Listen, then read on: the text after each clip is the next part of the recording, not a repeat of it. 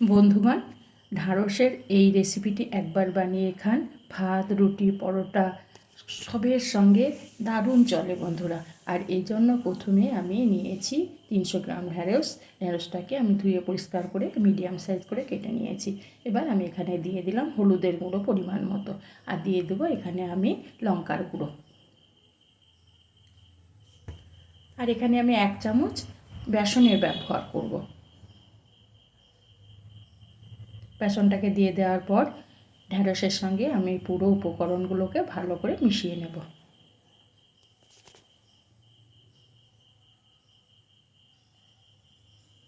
সমস্ত ঢ্যাঁড়সটা আমি বেসনের সঙ্গে আর মশলার সঙ্গে মিশিয়ে নিলাম।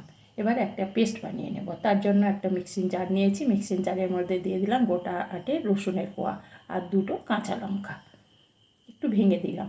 এবার এখানে আমি দিয়ে দেবো 2 টুকরো আদা, আর একটা মিডিয়াম সাইজের পেঁয়াজকে আমি কেটে রেখেছিলাম সেটাকে দিয়ে দিলাম। অল্প একটু জল দিয়ে একটা পেস্ট বানিয়ে নেব। এদিকে আমি গ্যাসের মধ্যে একটা প্যান বসিয়ে দিয়েছি। প্যানের মধ্যে দিয়ে দিলাম 2 চামচ মতো সরষের তেল। তেলটাকে আমি গরম করে নেব। তেলটা আমার গরম হয়ে গেছে। যে মশলা দিয়ে ঢ্যাঁড়সটাকে আমি মাখিয়ে রেখেছিলাম সেটাকে দিয়ে দিলাম। এবার ঢ্যাঁড়সটাকে আমি ভেজে নেব, আর গ্যাসটাকে আমি বাড়িয়ে ঢ্যাঁড়সগুলোকে ভাজবো। এইভাবে নেড়ে চেড়ে মোটামুটি 50% আমি এখানে ঢ্যাঁড়সগুলোকে ভেজে নেব।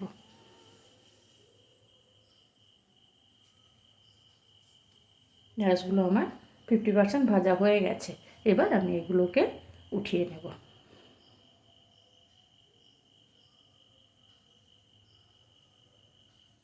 এই কড়াইয়ের মধ্যে আবারও আমি দিয়ে দেব তেল। মোটামুটি 2 চামচ এখানে আমি আবারও তেলের ব্যবহার করব। দিয়ে দিলাম আমি একটা দারচিনির টুকরো আর একটা তেজপাতাকে ফাটিয়ে, আর একটু দিয়ে দিলাম গোটা জিরে, একটু নেড়ে চেড়ে নিলাম। এবার আমি যে পেঁয়াজের পেস্টটাকে বানিয়ে রেখেছিলাম সেটাকে দিয়ে দিলাম। এবার পেঁয়াজের পেস্টটাকে আমি সমস্ত পেস্টটাকে আমি ভালো করে একটু কষিয়ে নেব, কাঁচা গন্ধটা যাওয়া পর্যন্ত।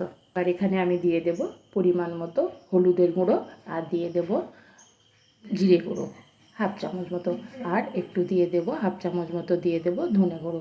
আর এখানে আমি কাশ্মীরি লঙ্কার গুঁড়ো ব্যবহার করেছি, এখানে আমি শুকনো লঙ্কার গুঁড়ো দিলাম না। আর স্বাদ মতো লবণ দেওয়ার পর আমি মশলাটাকে ভালো করে কষিয়ে নেব। আর যে পেঁয়াজের পেস্টটা বানিয়েছিলাম সেটাকে মিক্সিং জারটাকে ধুয়ে একটু জল দিয়ে দিলাম। দিয়ে দেওয়ার পর আমি এগুলোকে কষিয়ে নেব। আর তার জন্য আমি এটাকে ঢাকা দিয়ে মোটামুটি 2 থেকে 3 মিনিট গ্যাসটাকে মিডিয়াম করে কষাবো। দেখুন বন্ধুরা, আমার 3 মিনিট পর আমি ফিরে এলাম। মশলা থেকে তেল ছাড়তে শুরু করেছে। আমি যাতে তলে ধরে না যায় সেই জন্য আমি মশলাটাকে আবার একটু কষিয়ে নিলাম। কষিয়ে নেওয়ার পর আমি গ্যাসটাকে মোটামুটি একদম লোতে করে দিয়েছি। আর আমি 1/2 কাপ টক দইকে ফাটিয়ে নিয়েছিলাম, সেই ফাটানো টক দইটাকে দিয়ে দিলাম।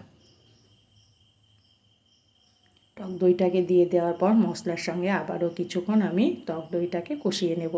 আর যতক্ষণ না টক দইটা সম্পূর্ণভাবে মিশে যাচ্ছে ততক্ষণ কিন্তু গ্যাসটাকে কমিয়ে রাখতে হবে। আমি টক দইটাকেও মশলার সঙ্গে ভালো করে কষিয়ে নেব, তার জন্য আবারও একবার ঢাকা দিলাম। মোটামুটি 2 মিনিট পর আমি ফিরে এলাম।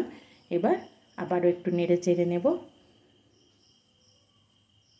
মশলা থেকে পুরোপুরিভাবে তেল ছেড়ে দিয়েছে। এবার আমি দিয়ে দেব ঢ্যাঁড়স ভাজাগুলোকে।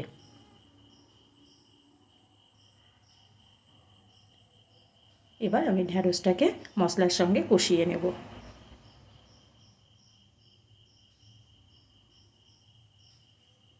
এইভাবে আমি মোটামুটি 5 মিনিট ঢ্যাঁড়সটাকে মশলার সঙ্গে কষিয়ে নেব। কষানো হয়ে গেছে। এবার আমি এখানে দিয়ে দেব জল।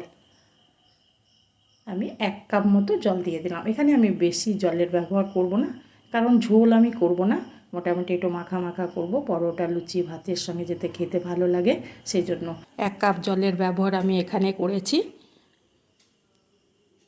তারপর এটা ফুটে উঠলে আমি এটাকে ঢাকা দিয়ে মোটামুটি 6 থেকে 7 মিনিট রান্না করে নেব। মোটামুটি আমি 6 মিনিট পর ফিরে এলাম। দেখুন বন্ধুরা, একটু নেড়ে চেড়ে নেব যাতে মশলা আছে তলে পুড়ে যেতে না পারে, এই জন্য আমি একবার নেড়ে চেড়ে নিলাম। এই রকম অবস্থায় আমি রাখবো। এবার আমি এখানে দিয়ে দিলাম গরম মশলা, ছোটো চামচের 1 চামচ, আর কিছুটা কুচনো ধনেপাতা। এগুলোকে দিয়ে দেওয়ার পর আমি ভালো করে ধনেপাতা আর গরম মশলাটাকে মিশিয়ে নেব।